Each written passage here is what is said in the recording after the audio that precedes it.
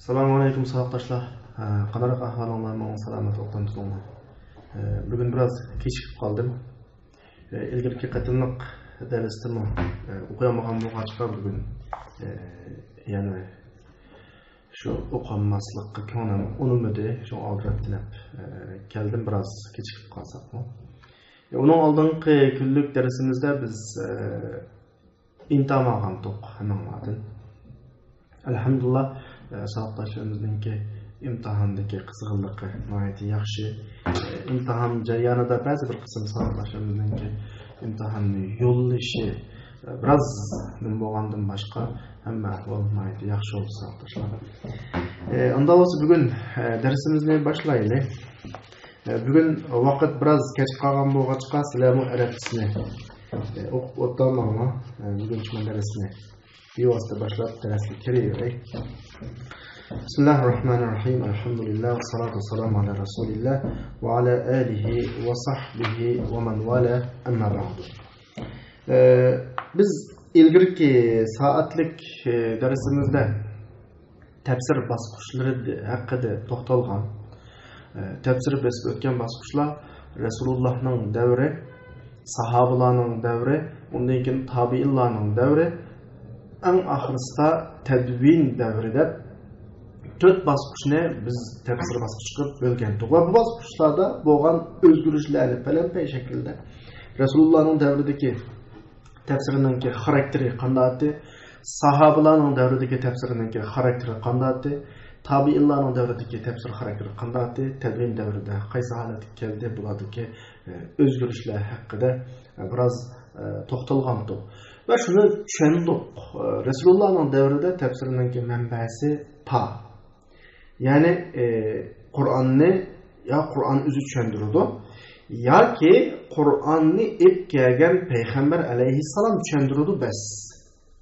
Ondan keyin sahobaning davriga kelgan vaqtda sahobalardagi diniy ma'lumotga tayanib turib, chunki Rasululloh yo'q. Ortada ba'zi mazmunlar var, tegishlik. Sahabalar o'zidagi diniy ma'lumotga tayanib turib, o'z ijtihodi bilan Qur'onni tafsir qilgan ahvol ko'paydi. Tabiinlar davrida, ya'ni ikki bosqich ko'paydi. Undan keyingi davrga kelgan vaqtida anonga o'xshash Qur'on bilan tafsir qiladigan, Qur'onni hadis bilan tafsir qiladigan, Qur'onni sahobalar bilan tafsir qiladigan bir tafsir bil ma'sur yo'ldan boshqa tafsir bil ijtihad, yani mufassir o'zi o'rgangan diniy bilimlarga asosan, dinning ruhiga, dinning maqosidlariga asosan va arab til ifodalayotgan Qur'on mazmunlariga asosan Qur'onni tafsir qilgan yana bir yo'l o'rtaga chiqqandi. Bularning hammani biz ilgirki soatlik darslarda so'zlab o'tgan. Bu nima demak savoqdoshlar? Ya'ni bu yerda nima demakchi yoshlar deb yani. Desa o'zgardi ya mesele, ahvol o'zgardi, manhaj o'zgardi, manba ancha-muncha o'zgardi, ba'zi manbalar paydo bo'ldi keyingi vaqtlarda. Buning hammasi Qur'onning oyatlarining o'xshamagan tafsiri demak. Ya'ni tafsirining shakli o'zgardi demak. O'xshamagan fikrlar paydo bo'ldi demak. Masalan, aqallisi sahobalar davridagi danliq mufassirlardan Ali ibn Abi Talib radhiyallohu anhu, Abdullah ibn Abbas radhiyallohu anhu, Abdullah ibn Mas'ud radhiyallohu anhu, Ubay ibn Ka'b radhiyallohu anhu qatorliq to'rt cho'ng tafsir nima paydo bo'ldi, iqim paydo bo'ldi. Makka, Madina va Iroqni tamsil shaklda. Va bu tafsir iqimlarining ta'siri kimki davridagi fiqhiy sohasiga alohida ta'sir ko'rsatdik. Undan keyingi bizning bugungi davrimizgacha hamma ta'sir ko'rsatdik. Mush ahvollarningki uruqi nadan kelib chiqqan, ahvol nadan qanday bo'lgan bu haqda biroz to'xtalamiz. Shunga bugungi darsimizning asosiy temasi nima desanglar, ixtiloful mufassirin va asbabuhu. Nimda mufassirlarningki oyatlar haqida o'xshamagan ko'z qarashlari bo'ladi. Bu haqda to'xtalamiz. كان الصحابة رضي الله عنهم يفهمون القرآن الكريم بمقتضى السليقة واللسان العربي. صحابة رضي الله عنهم لا قرآن الكريم özünün xarakterininki əslimşədə بمقتضى اللغة العربية بمقتضى السليقة العربية diye manda el-Arabiyyə de bir ibaret buluş gerek. Arabiye ya'ni arab til xarakteri va arab tilining taqozosi bilan tushunadi. Chunki bilamiz Qur'oni Karimda Alloh subhanahu va taolo arab tili bilan tushagan, arab tili ifodalash shakliga Qur'onning nurg'un mazmunlari yoshirilgan. Bu nuqta aniq masala. Va iza ushkila alayhim ma'nan, agar ularga bir ma'no qiyin bo'lib qolsa, tushunish qiyin bo'lib qolsa, bular bu haqda Rasululloh sallallohu alayhi vasallamdan so'raydi. Dan ifodalaydi. Rasululloh bu masalani bularga bayon qilib beradi. Va kanu radiyallohu anhum yajtahiduna fi istinbat ma'ani va dalalat ba'd al-ayat al-Qur'aniyya. Va sahaba radiyallohu anhumlar Qur'on oyatlarining ba'zilarining ma'nilarini va ifodalarini chiqarishda ijtihod qiladi. Ya'ni yuqoridagi Rasululloh tafsir qilib bergan nuqtadan boshqa sahobalar bir til egisi bo'lgach, shariat egisi bo'lgach, shariatni tushungach, Allohning payg'ambariga 20 uchun hamroh bo'lgan bir taraf bo'lgach, bulardan shakllangan bir din ruhi va din tushunchasi bor. Shuning asosan Qur'onning ba'zi ma'nolarini o'zi oladi.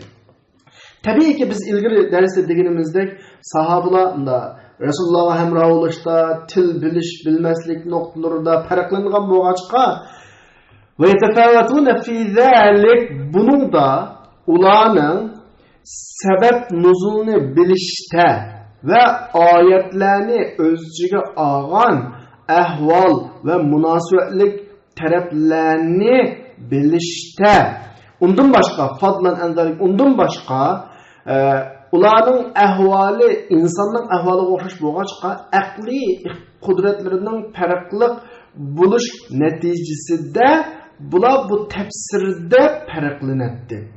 Demak, bularda hammasi o'xshash sabab bo'lgan bilan birisi biladigan sababi nuzulni yana birisi bilmaydi. Chunki sababi nuzul degan gap vaqtga oyat tushgan vaqt yuz bergan voqea, so'ralgan degan gap. So'ralgan vaqtda naq maydonda ba odam bilan yo'q odam o'xshamaydi. Voqea yuz bergan vaqtda naq maydonda ba odam bilan yo'q odam o'xshamaydi. Bu nuqtalarda voqea yuz bergan vaqtda ba odam sahobaning ichidan yo'q odamga qaragan vaqtda bu oyatni obdan tushunadi. Bu oyatning munosabatlik tarafini biladigan odam, munosabatlik tarafini bilmaydigan odamdan farqli tushunadi. Undan boshqa odamning aqliy iqtidori bir-biridan farqlanadigan bo'lg'achqa zirak insonlar darhol tushunib oladigan.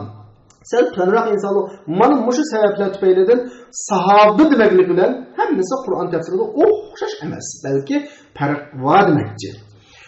Shunga farq bor degan gap nima degan gap sahobalar? Birisi birinchi, ikkinchi, uchinchi, to'rtinchi bilan darajasi bor degan gap. Darajasi bor degan gap, boshroq tushundiganlar, bak tushundiganlardan oyatlarni o'rganadi, so'raydi degan gap. Ya'ni bir o'qitish holati shakllangan gap. Shunga faqat kana yaqa'u baynahum ixtilof at-tafsir. Ularning o'rtasida tafsir haqida o'xshamagan ko'z qarashlar yuz berib qoladi. Kana yaqa'u yuz berib qoladi. Lekin endi o'xshamagan ko'z qarash bor, ixtilof bor desa, bak yo'g'on gap yo'q. Bu ixtilof, bu o'xshamagan ko'z qarash sahobalarning o'ttirida intayin az edi. Nimishqa bir necha sabab tufaylidan, li umur degani bir qancha sabab, bir qancha ishlar tufaylidan. Bu ishlardan minha degani shu ishlardan birinchisi bo'lsa, vujudu Rasululloh sallallohu alayhi va sallam baynahum va ruju'uhum ilayhi idza wujida baynahum khilaf faqad kana yajluhu lahum hatta la yabqa lahu atharun. Birinchi sabab ixtilofning ozliqiningki birinchi sabab bo'lsa, birinchi sabab Rasulullohning ularning orasida bo'lganligi. Rasulullohning ularning orasida bo'lganligi va o'ttirisida ixtilof tepilib qolgan vaqtida shularning Rasulullohga murojaat qilishi. Mana bu birinchi sabab ixtilofning ozligining. Chunki orifdagi Rasululloh bor. Hech kim ayri chiqmaydigan ixtilofga tushib qolmaydi. Chunki Rasulullohning qashqa ba'zilab ayirib birda gap tugaydi. Faqat kana yajluhu, Rasululloh bu masalani ularga oydinlashtirib beradi, hattoki u ixtilofning ta'siri qilib qolmaydi. Chunki Rasulullohning qashqa ba'zilab masala oydinlashib, iqoq qarasa qara, g'az o'dik bo'lib ayriladi. Bu birinchi sabab. Ikkinchi sabab savoqdoshlar, enne Resul sallallahu aleyhi ve sellem Peygamber aleyhissalatu vesselam bularni Qur'onda ixtilofga olib boradigan ishlardan to'satdi. Mushu savatdoshlar, mushu munosabatlar men bilan ikki gap qilay. Bizning oramizda eng kam narsa. Biz birisi bilan eng kam bor gap talash qila olmoq. Ishqib biz so'raydigan, ko'chalaydigan, taqashtiradigan bir savol chiqib qolsa, xo'shib gulqaqalarimiz echilib ketdi. Asli Rasulullohning sahobalariga o'rgatgani nima desanglar, masalalarni qanaqa qilish, tugutish yoki oz qoldirish, imkon bor yengillashtirishga urinish. Masalan, men bir gapni qildim. Qarshi tarafning kallasiga tushmaydigan bir taraf chiqqan bo'lsa, ash amalda tatib bu gapni tushungiriladigan tarafiga qanaqa qilish, tatish kerak. Tushunishga urinish kerak. Bulanmaganda do'stona unga raddiya berish, qattiq gap qilish shaklida emas, do'stona shaklda mag'lub bo'lishning maqsadi nima degandek so'zi bo'ladi. Ya'ni o'tkazib o'tadigan ixtilof qilmay taraflarni o'tkazib o'tish kerak. Rasululloh sahobalarni bu nuqta ixtilofni tuzdigan bo'lg'achqa, sahobalar ashta mijoz shakllangan. Bizda mushu mijoz shakllanmagan bo'lg'achqa bugun kunda shunga uzluksiz ixtiloflarimiz qanaqa ma'noda tugamayotdi. Xuddi Amr ibn Shuayb dadasidan va bobosidan rivoyat qilgan o'xshash dediki, anna nafaran kanu julusan bi babin nabiy sallallohu alayhi vasallam. Bir necha odam Rasulullohning eshigida o'tirib in anna nafaran. Bir necha odam Rasulullohning eshigida o'tirliq edi. Ularning ba'zi dediki, alam yaqulullohu kaza va kaza. Xuddi bizning hozirgi o'xshash insonning mijozi o'xshaydi. Voy Allah Qur'onda munda demaganmi? Desa ve qala ba'dhum, yani ba'zi qo'pib nima deydi desanglar, alam yaqulullohu kaza va kaza. Voy Allah manda demagan. Bu nima chiqadi ya? Birisi bir oyatni keladi, birisi hadisni keladi, so'qashtiradigan gapda. Fasami'a zalika Rasululloh sallallohu alayhi vasallam. Rasululloh buni anglab, xuddi fakannama xuddi Rasulullohning yuziga onaning donisi siqilgandek holati chiqdi. Yani qip-qiziribdi, ochiqdan, g'azabdan Rasululloh. Dediki, "Abi hada umirtum." Sizlar mushunga buyurilganmi? Sizlarning vazifanglar bumi? Demakda tanishishmidi? Dedimi? Yoki abi hada bu'istum. Sizlar mushunlar avatilganmi? Avatilish degan gap vazifa ifodasi juma savoqdoshlar. Ya'ni sizlar vazifanglar mushimidi? Antadribu kitaballohi ba'dahu bi ba'd. Allohning kitobini ba'zi so'qashtirish ma shaklda Rasululloh ularga raddiya berdi.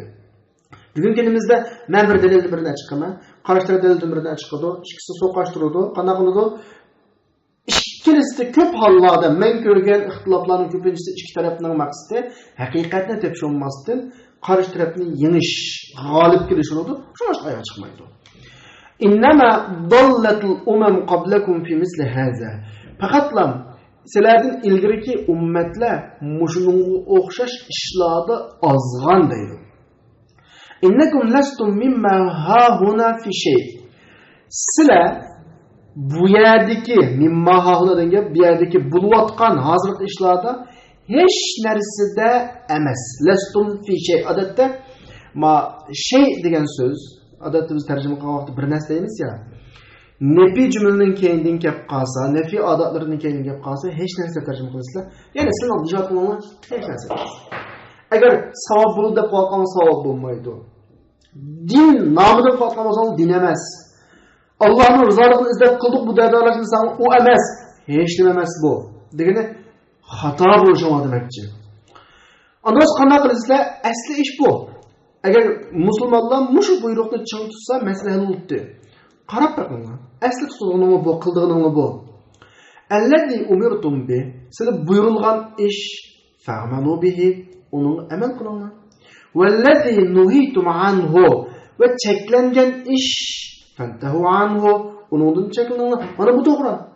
Qur'on hadisda qilinglar. To'xta. Qanday qilib talishi? Rasululloh mana shaklda nasihat qiladi sahobalarga.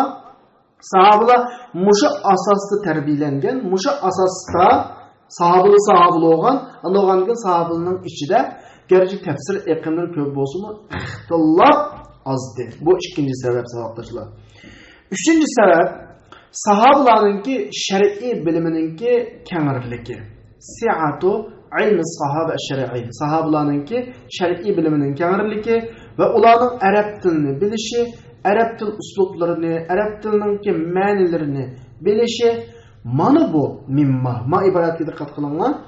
Bushta jumlalar davomlashib kelib, mimma degan ifoda bilan jumlaning oyog'i davomlashsa, buni mana bu deb tarjima qilasizlar. Mana bu ularga ko'pincha oyatlarni arab til taqozosi bilan bilishni ularga qulayliqlashtirgan yassara. Ya'ni esanli bo'lsin, dinning asosiy manbasi arab tili. Buni har kim inkor qilolmaydi. Bugungi kundalik arab tiliga nisbatan biroz salbiyatlar, masalan, yoki so'g'ish ahvoli ko'rildi, o'tkinchi ahvollar. Har qanday bir fan asli qaysi til ijod qilingan bo'lsa, manbasi shu. Uning ustiga din, odatdagi fanlarga bu bir din. Qur'onning ichiga arab til ifodasidan nurg'un mazmunlar yushirilgan. Buni arab til bilmaydigan odamga tushuntirib bo'lish biroz qiyin hatto. Shunga ba'zi arab bilan ifodalik bo'lgan nuqtalarni hatto uyg'ur tilidan ifodalik bo'lmaydigan bir ahvollar qanday qoladi, shakllanib qoladi ba'zi vaqtda. Bu uchinchi omil saboqdoshlar, sahobalarninki orasidagi ixtilofninki ozligining uchinchi omili. To'rtinchi sabab zamonning ularga qilgan ta'siri. Ana bu nuqtada balkim tushuntirmasam, menga bilasizlar, bir davr yaşagan adamlarga mutlaqo ta'sir qiladi. Agar bir davr hamma odam bir-biriga shunchalik suydigan, bir-biriga shunchalik kuyimchan, bir-biriga shunchalik marhamatlik bir davr bo'lsa, u davrda yashagan odam tabiiy shu davriningki shu ta'siriga uchraydi, shunday odam bo'ladi. Fitnaga to'lgan bir jamiyat bo'lib qolsa, bugungi davrga o'xshash hammadan bir qanday bo'lib qoladi. Cho'ngimi, kichigimi, ayol, hammasi Mujal ta'siriga uchraydi, jamiyatga fitna uningga ozdirib ko'pdir yo'qidi, xuddi yo'lda mangan mashinaga o'xshaydi saboqdoshlar. Sen har qancha adablik, qoidalik mashinani intayin qoidaga bo'ysunib haydigan taqdiringdami, boshqalar akibsini so'qidi yoki yo'lga qisaydi, zamon insonga ta'sir qiladi. Chunki zaman kishilariga ta'siri bor. Men ba degan gapni nerdan chiqardim? Lil asri inning xavri ta'sirahu ismisi. Mubtada xabar degan gap hisobda. Jumlaning ismi orqasida xavri jari majrurlik yoki jumla shaklida beshlik kelsa, bor deb tarjima qilsa bu qoidani o'rgangan qichinsizlar. Chunki zamonning o'z kishilariga, abnoihi deganda kishilariga ta'siri bor. Ma'lumlik sahabalarning davri eng yaxshi davr. Shunga Ibn Taymiya rahimahulloh deydi, kana an-naza' bayna as-sahaba fi tafsir al-Qur'an. Sahabalarning o'tirisidagi Qur'on tafsiri haqidagi datalash qalilan jiddan bak ozdi va huwa garchi o datalash tabi'illarda sahabidiklarga qaraganda ko'proq bo'lsin. Minhudku uzmir ashabillardagi datalashga qaytadi. Ya'ni minhudku uzmir bevosita ustidagi nazaqqa qaytadi. Ya'ni sahabalardagi datalashdan ko'proq bo'lsin. Ammo ammo o datalash tabi'illarga datalash demakchi. Tabi'illardagidan keyingilarga nisbatan yana az. Sahabadagilarga nisbatan ko'p, ammo tabi'illarning uzligiga nisbatan az. Va kullama kana al-asr ashraf davr am izil bo'lgan siri, ma kullama degan gap bo'lgan siri, atgan siri degan ma'noda. Bo'lgan siri odatda ijtimo, birlashish, ittiloq, ya'ni ittifoq, ilm, bayon bu davrda nima bo'ladi? Daha bakroq nima bo'ladi? Ko'p bo'ladi. Ya'ni davrining kishilarga misol ta'siri bor. Shunlashqa biz ixtilofning mushu zamon kengaygan siri, zamon o'tgan siri demakchi. Ko'payib qayta shunlashqa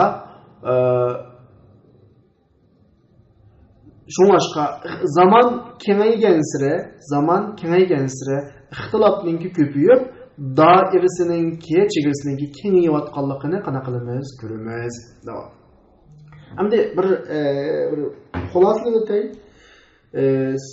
Sahabalarning davrida ixtilof, ya'ni Qur'onda o'xshamaslik tabiiy bo'ladi, chunki sahabalar bayat deganimizdek Rasulullohga hamroh bo'lgan, Rasulullohdan anglagan, Qur'on tushgan vaqtdagi voqealiklarga shohid bo'lgan, sabab nuzullarni bilish bilmaslik masalasi. Lekin til iqtidorininki farqli bo'lishi, bulardagi aqliy iqtidorininki farqli bo'lishi natijasida sahabalarning Qur'onning tafsirida ba'zi bir o'xshamasliklar tabiiy cho'qim bor. Ammo bu o'xshamaslik favqulodda oz. Sabab yuqorida biz bayon qilib o'tgan 4 turlik afzallik, alohidilik sahabalarda o qadar nima chiqarmagan, ixtilof maydonga keltirmagan. Ovozim qandoq savoqdoshlar?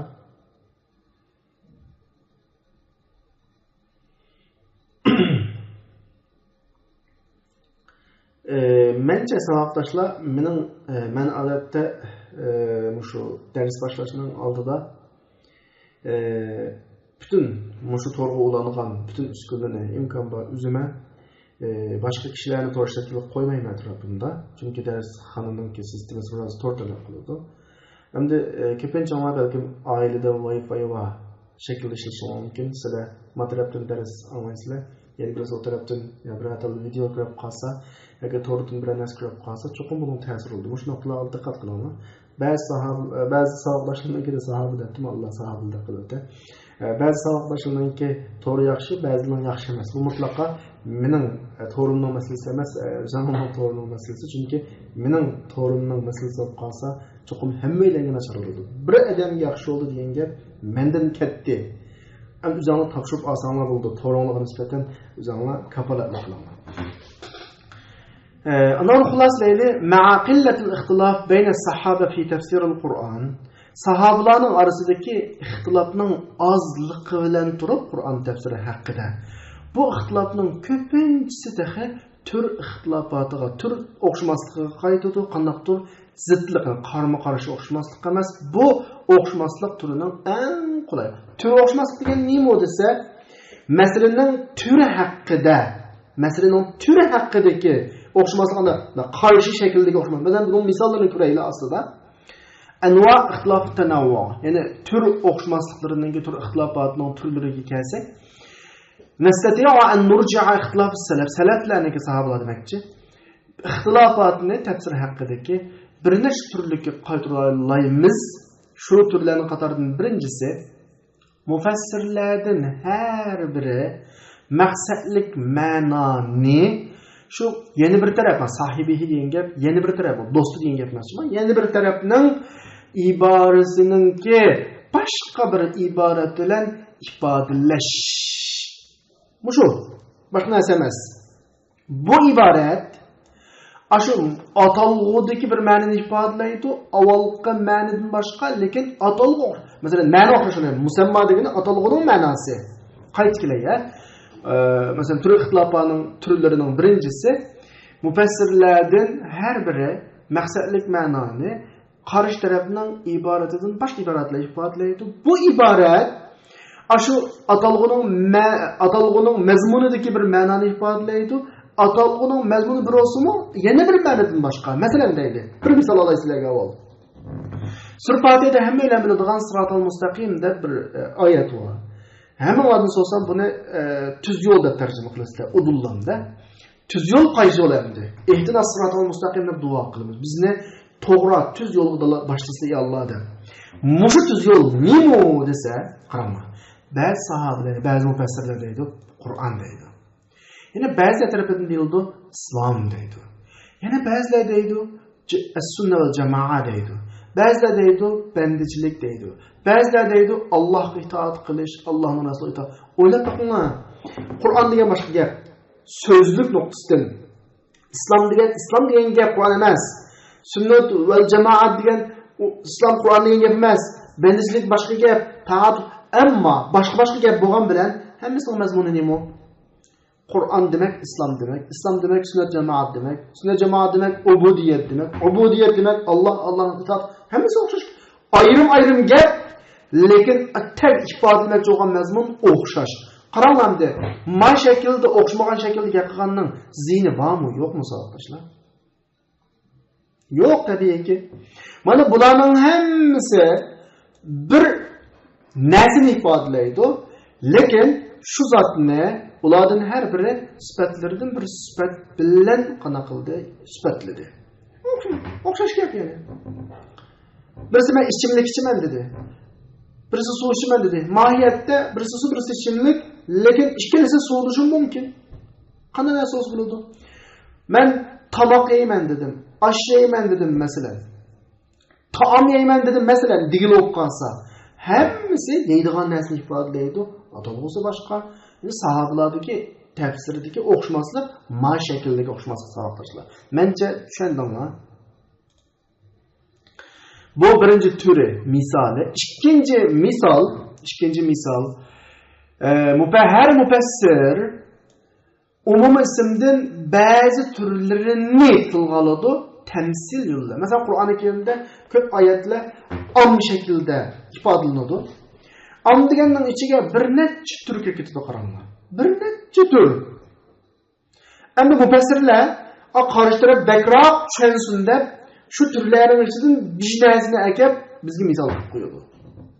Masalan, doktorning qishib olsak, siz bek og'rib qolsiz, tabiiyki suvoq turidagi narsa yemang desa, masalan buni misol desak, bu suvoq turidagi narsalarningki, masalan rampiz deydi, birisi lampon deydi, birisi uni deydi, birisi buni deydi, birisi suvoqchilikda bunday xil misollar tushuntiradi ya. Mufassirlar bu shaklda misollar tushuntiramiz deb am bir mazmunni misollar tafsir qilib qo'yadi. A B ma misolni keladi, C A misolni keladi, C A misolni keladi. Qarasa o'xshamagandek tafsir bo'lib oldimizga chiqadi. Mohiyatda qarasanglar, faqat misol uchun kelgan o'xshamagan so'zlar hammaning demoqchi bo'lgan gapi nima? O'xshash. Bularga maqsad nima desa, mushu anglag'uchini tafsirini, ashunday turiga bo'lgan eskartish uchun narsa emas. Qandaqdir onliqda, xosliqda ash belgilanganga mos keladigan had yo'llan emasligini, masalan bir og'rib qolgan odamga siz suvoq suv ichmang desa, zodi suvoq suv ichmang. Ammo to'nglatqa qo'yib qo'ygan ko'lsimiz bo'ladi degan gap chiqmaydi yani. Faqat misol sifatida siz og'rib qolsiz, suvoq keladigan suvoq tabiatlik narsalarni yemang, sizning zukumingizga ziyon qiladi.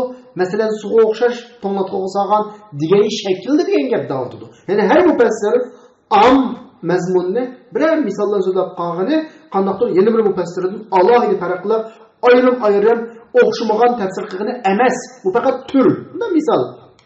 Masalan, misol orqali tushunaylik savoqdoshlar. Shuni misoli Allah'ın tüvendeki sözde nakli kılınan bir tefsir var. ثُمَّ أَوْرَسْنَا الْكِتَابَ الَّذ۪ينَ اصْطَفَيْنَا مِنْ عِبَادِنَا فَمِنْهُمْ ظَالِمٌ لِنَفْسِهِ وَمِنْهُمْ مُقْتَصِدٌ وَمِنْهُمْ سَابِقٌ بِالْخَيْرَاتِ. Avval sizlerge ayetimi tercih ettireyim.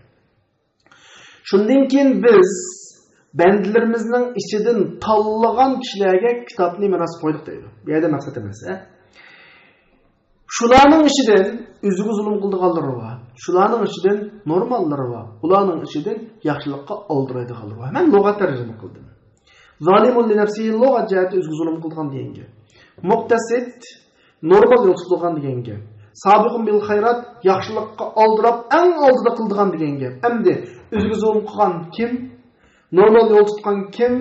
Yaxshilik oldirgan kim desa, mufassirlar buni o'zi misol olib turib har xil tafsir qiladi. Men anlayli. Mufassirlarning ichidan mundaq deydiganlar bor. Sadiqun degan namozni avval vaqtida o'qiydigan kishi. Muqtasid degani namozni o'z vaqt ichida o'qiydigan, vaqt ketmasda. Zalimun li nafsi degani asrni kun sog'agancha kechiktirib. Qana bu namoz misol qiladi buningga. Eminiyatda oyatning lafzida namoz yo'q. Faqat bir ammana namozni misol turib tafsir qildi. Buna deganlik bilan bu tafsir yeni bir odamning tafsiriga zid tafsir olmaydi. Mesela yeni bir misol qo'yaylik. Mufassirlar ichidan bunday deganlar bor yuqoridagi oyat haqida. Sabiqun, muqtasidun masalan, zalimun deganlar nima surbaqada tilg'agan desa, sabiqun degan ashu sadiqlar bilan boshqalar ihson qiluvchi. Zalimun jazoni yeguchi. muqtasid degani sodada adil qilguvchi. Qaranglar. Bir oyatni ikkidan birisi chiqim qiladigan narsalarni tutib turib misol qildi, yana birisi namozni tutib turib misol qildi. Hammasining ma'nosi zalimun li nafsi, muqtasid, sabiqulga tushadi. Yana bir tafsir ko'rib boqaylik saboqdoshlar. Mufassirlar ichidan mandaq deganlar bor. Sabiq degan mustahab amallarni vojib amallar bilan ado qilish bilan ihson qiluvchi. Zalimun jazoni yeguvchi yoki zakatni bermaguvchi. Muqtasid har zakatni ado qiladigan, jazoni yemaydigan. Qaranglar, bunga o'xshashga. Endi digil tursak, nurgun gap bor. Masalan, biz tafsir qila olamiz bugungi kunda o'quvchilarga nisbatan zalimun li nafsi degan gap shuncha go'zal o'qish oyat o'qib, o'qimay vaqtni o'tkazib, ota-onasining bergan pulini baka xaylab vaqtni isrof qilgan odam. Sabiqun bil xayrat degan gap maktabning darsini o'qib, sirtdan dars qo'shib o'qib, 3-4 yil ichida bir maktab emas, 2 maktab bitirganlar. Masalan, muqtasid degani anda vaqtni o'tkazmaklik, manunda 2 maktabdan bitirmaklik, o'zining normal maktabidan yaxshi bitirganlar muqtasid. Mana bunga o'xshash saboqdoshlar. Yana shunga o'xshagan shu sabiqun bil xayrat, zalimun li nafsi, muqtasid qutishadigan bizning hayotimizda nech turlik ishlar bor. Endi mufassirlar ma'noga o'xshash tafsir qilsa, biz bularni tutdan bir-biriga zid tafsir qildi deyalaymiz-mi? Yo'q. O'xshamagan bilan bu bir tur o'xshamasligi. Sahobaning ichidagi tafsir bunda tur o'xshamasligi, anda zidlik o'xshamasligi emas saboqdoshlar. فكل قول من هذه الأقوال bu sözlerinin içinden her söz ayetinin nes özcüge alıdığan mezmullardan bir türünü tilgılatıdır. Nemişka? Anlıqıcı boşuna tunuşturuş için ve şunun okşaşlarına eskertiş için qandaqdır başqalar sözlegen mezmunga bu zid kemmeydi. Bu ikinci xil ixtilaf tanavvu'ning ki misali. Üçüncü xilning misali saboqdoshlar, bir söz ikki ehtimollik bir şekil o'qib qoladi bu oyatlarda. Çünkü arab tilining alohidligi shu. Arab tilida bunda ko'p ma'nilik, turkiyada esh anlamında ko'p ma'nilik so'zlar bor, qo'sh ma'nilik so'zlar bor. Qur'on shu xil so'zlarni qana qilgan, qo'llangan. A ma'nosida ehtimol bor, ma ma'nosida nima ehtimol bor. Bir mufassir a ehtimollikni ko'z tutib, ani yeni bir mufassir ma ehtimollikni ko'z tutib, ma'ni tafsir qiladi. Biz bu yerda makab ikkisi zid tafsir qilib deyamaymiz ki. Masalan, bunun misali qasvara degan bir so'z bor. Qasvara degan so'zningki lug'atdan aqtasang tam ikki xil ma'nosi bor. Birisi magan. Yana birisi yo'lbos degan ma'nosi bor masalan. Oyatda qasvara degan so'z bor. Birda bu mufassir buni Rami bilan tafsir qildi. Rami radi qildi. Va bundan Asad radi qildi. Shunga o'xshash. Asa so'zi hamon birisi Shams surasida bor. Asani lug'atdan qarasanglar keçinin kâgini as'asa, keçinin ketgini as'asa. Endi ve şemsideki aşı velleylize as'asa deken ayattaki as'asani keçinin kelişi yoki ketişidan ikki mufassir ikki xil tafsir qilsa tamamen zid deyamaymiz. Qar'i deganlarda salatata Qur'ondagi buning lug'atning o'ziga qarasanglar hez ma'nosi bor va pakogan ma'nosi bor. İmam Azamga o'xshash hez ma'nosini asos qilsa, Imom Shafi'ga o'xshash tuhri ma'nosini asos qilib fiqh ahkomini bundan chiqarsa, buni biz xato deyamaymiz. Qur'on ashta alohidligiga, ashta tafsirlarning hammasi Qur'on lafzidan iroda qilingan tafsir hisoblansa, bo'laydi, hech qisi yo'q. Buni ma'noga o'xshaydi ixtilofning shakllari. To'rtinchi turi, sahobaning o'rtasidagi ixtilofning turi. Shu ma'nidan yaqin so'zlar bilan ifodalaydi. Masalan, adam yurt o'xshamagandan keyin bular bizning uyg'urchilikda unda bek farq yo'q. Ma arablarninki zimin doirasi kengriyandan keyin lahja shevlari ko'p bo'lg'achqa bir gapni ikki qabila ikki xil atadigan gaplar bor. Ma'no o'xshash. Mufassir so'z ishlatishda o'xshamagan ma'no ishlatsa. Masalan, uyg'ur tilida boya men hozirda o'rnimdan tursam, ashuna uyg'urda qancha xil degil bo'ldi. Qopdi, turdi. Qaranglar menga. Qopdi, qana qildi, tudi. Ikki xil so'z. Qopdi desam, qopdi. Turdi desam, turdi. O'rnidan tura, o'rnidan qopa. O'xshashgan. Mufassirlar shunga o'xshagan bir oyatning tafsirida o'xshash ma'noni ifodalayman deb ikki xil so'z ishlatib qolsa, buni biz zid deyalandiq demaymiz.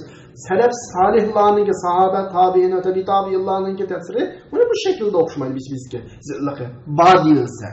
Masalan, Qur'oni Karimdagi an tusbala degan so'zni ba'zilar tuhbas deb tafsir qilsa, ba'zi turtahan deb tafsir qilsa, tuhbas degan sulandi degan gap riyaga, sulnab qoldi degan gap. Turtahan degan gap go'ro'ga elindi degan gap. Endi sulansiz boshqalar sulab olgan bo'ladi. Go'ro'ga elinsin boshqalar tutib olgan bo'ladi. O'xshashga. Bir ma'no ikki xil so'zda ifodalanadi o'xshashga. Demak, ma turlarning hammasi tur ixtilofatining qatoridan zid ixtilofining qatoridan emas. Bunda ixtilof, bunda o'xshamaslikda faqat ziyon yo'q, savoldoshlar. Bu degan boylik, ilmiy boylik o.